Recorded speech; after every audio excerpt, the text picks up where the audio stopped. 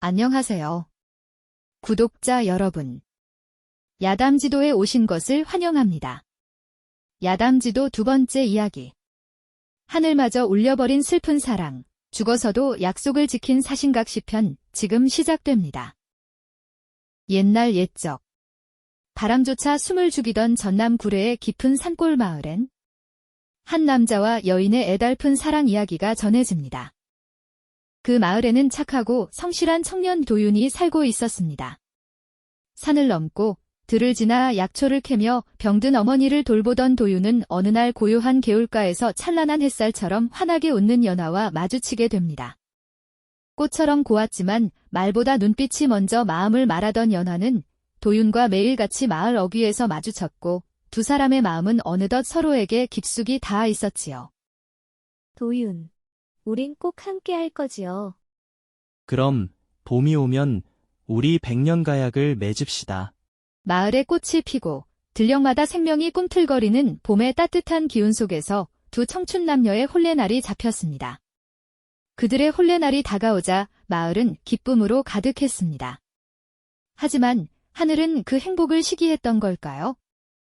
혼례를 하루 앞둔 밤, 신부는 원인 모를 병에 걸려 갑작스레 숨을 거두고 말았습니다.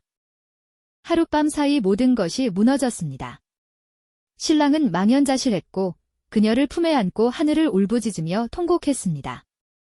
마을 사람들조차 비통한 마음에 할 말을 잃었지요. 하지만 그 누구보다 슬픈 이는 바로 저승으로 향한 신부 자신이었습니다.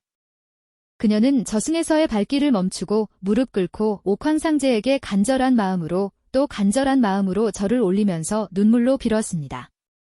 나의 소중한 인연. 이제 몇 겁의 세월을 거쳐야 내 낭군을 볼 수 있을까요?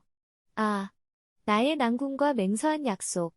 혼례만이라도 치룰 수 있다면 혼이 소멸되어 사라져도 좋으니 옥황상제여 저의 청을 들어주세요. 슬프다. 어린 각시야. 그대의 슬픔이 하늘을 울렸다. 허나 생사의 인연은 돌이킬 수 없는 법이니라. 그대에게 오직 하룻밤의 시간을 허락하니 도윤과의 약속을 지키도록 하여라. 연화가 죽은 지 며칠 뒤, 도윤은 연화의 무덤 앞에서 깊은 잠이 들었다가 낯선 풍악 소리에 눈을 떴습니다. 희미한 안개 속 꽃가마 하나가 다가오고 있었지요. 가마 문이 열리자 거기엔 눈물 머금은 연화가 앉아 있었어요. 연화낭자, 정말 연화낭자가 맞아요. 이게 꿈은 아니죠. 당신을 그리워했습니다. 예, 연화가 맞아요. 낭군님과의 혼례 약속을 지키러 옥황상제께 간절히 빌어 하룻밤의 말미를 얻었어요. 몇 겁의 세월을 지나도 내 낭군님과 만날 수 있을까 하는 그리움에 저승길에 오르지 못했어요. 그날 밤, 달빛 아래 둘은 조용히 예를 올렸고 산신도, 별님도 그들의 혼례를 지켜보았답니다. 하지만 밤이 깊어지고 닭이 울 시간이 다가오자 연화는 고개를 떨구었지요. 연화에게 주어진 하룻밤이 다 되어 이제 연화가 떠나야 할 시간이 되었어요. 도윤은 연화의 손을 놓질 않으려고 했지만 연화는 미소만 남긴 채 바람처럼 안개처럼 사라지고 말았어요. 연화가 떠나고 홀로 남은 도윤에게 어느 순간 한 마리 고운 흰나비가 그의 어깨 위에 내려앉았다가 하늘로 날아올라갔습니다.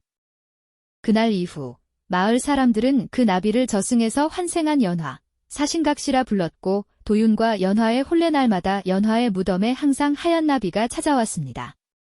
전남 구례군 봉동읍에서 구전을 통해 전해지는 슬픈 사랑 이야기.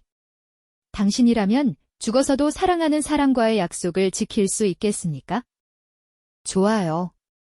그건 믿기. 구독. 그건 운명. 알림 설정. 그건